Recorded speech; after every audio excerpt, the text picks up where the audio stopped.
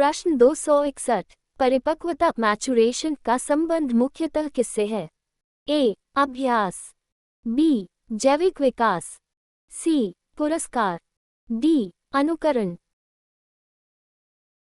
सही उत्तर है बी. जैविक विकास। परिपक्वता शरीर एवं मस्तिष्क के प्राकृतिक जैविक विकास से संबंधित होती है। प्रश्न 262। सीखना अनुभवों का पुनर्गठन है। ये कथन किसका है? A. John Dewey, B. Skinner, C. Pavlov, D. Spearman. सही उत्तर है A. John Dewey. John Dewey के अनुसार सीखना अनुभवों का पुनर्गठन एवं पुनर्निर्माण है। प्रश्न 263। निम्न में से कौन सा अधिगम का संज्ञानात्मक क्षेत्र है? ए. ज्ञान, बी. रुचि, सी. भावना, डी. अभिवृत्ति। सही उत्तर है ए. ज्ञान।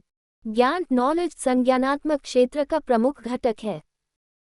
प्रश्न 264। प्रभावी शिक्षण का आधार क्या माना जाता है? ए. रटने की क्षमता, बी. बालक की सक्रिय सहभागिता, सी. केवल गृह कार्य, डी. कठोर अनुशासन। सही उत्तर है बी. बालक की सक्रिय सहभागिता।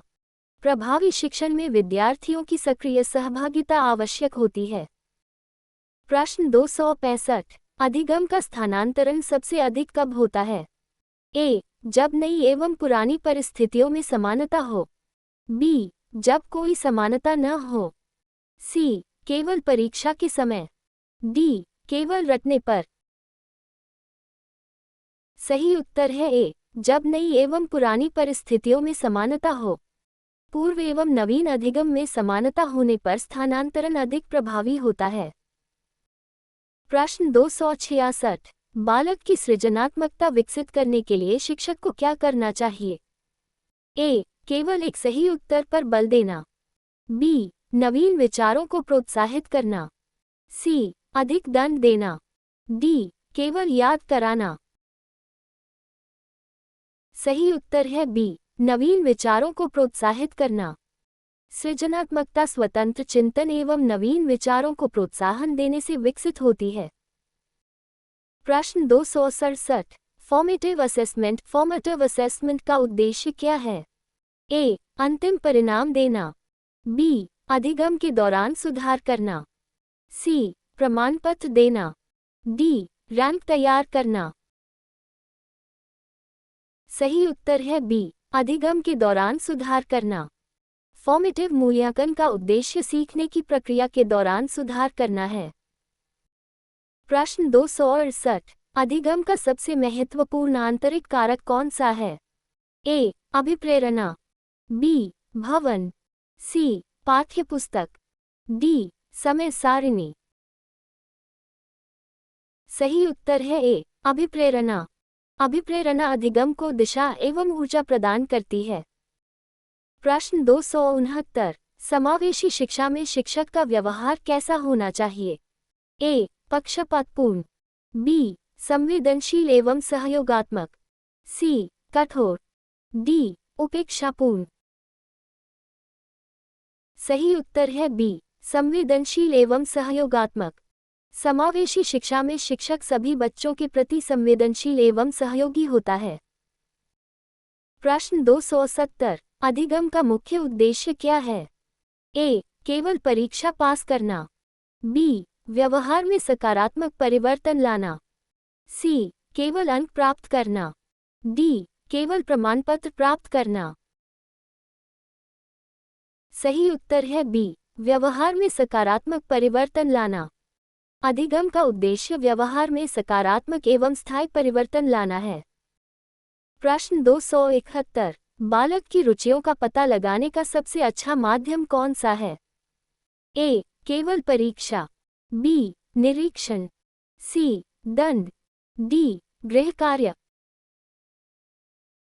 सही उत्तर है बी. निरीक्षण। निरीक्षण के माध्यम से बालक की रुचियों एवं व्यवहार को बेहतर समझा जा सकता है। प्रश्न 272। सहानुभूतिपूर्ण शिक्षक की विशेषता क्या है? ए. कठोर दंड देना, बी. विद्यार्थियों की भावनाओं को समझना। सी, केवल नियमों पर बल देना। डी, केवल अंक देना। सही उत्तर है बी, विद्यार्थियों की भावनाओं को समझना।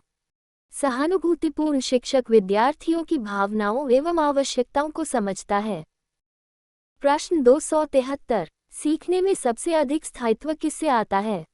ए, रटने से। बी, अर्थपूर्ण अनुभव से। सी, दंड से। डी, केवल नोट्स पढ़ने से।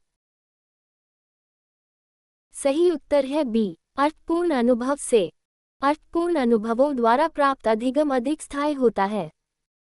प्रश्न 274, बाल विकास के किस पक्ष में भाषा का विकास शामिल है? ए, संज्ञानात्मक विकास। बी, शारीरिक विकास। सी, नैतिक विकास। डी, भावात्मक विकास। सही उत्तर है ए, संज्ञानात्मक विकास। भाषा का विकास मुख्यतः संज्ञानात्मक विकास से संबंधित है। प्रश्न 275, प्रभावी कक्षा प्रबंधन का उद्देश्य क्या है? ए, भय उत्पन्न करना। बी, सीखने के लिए अनुकूल वातावरण बनाना। सी, अधिक दंड देना। डी, केवल अनुशासन बनाए रखना। सही उत्तर है बी, सीखने के लिए अनुकूल वातावरण बनाना। प्रभावी कक्षा प्रबंधन का उद्देश्य सीखने के लिए सकारात्मक वातावरण तैयार करना है। प्रश्न 276, निम्न में से कौन सा सीखने का बाह्य कारक है?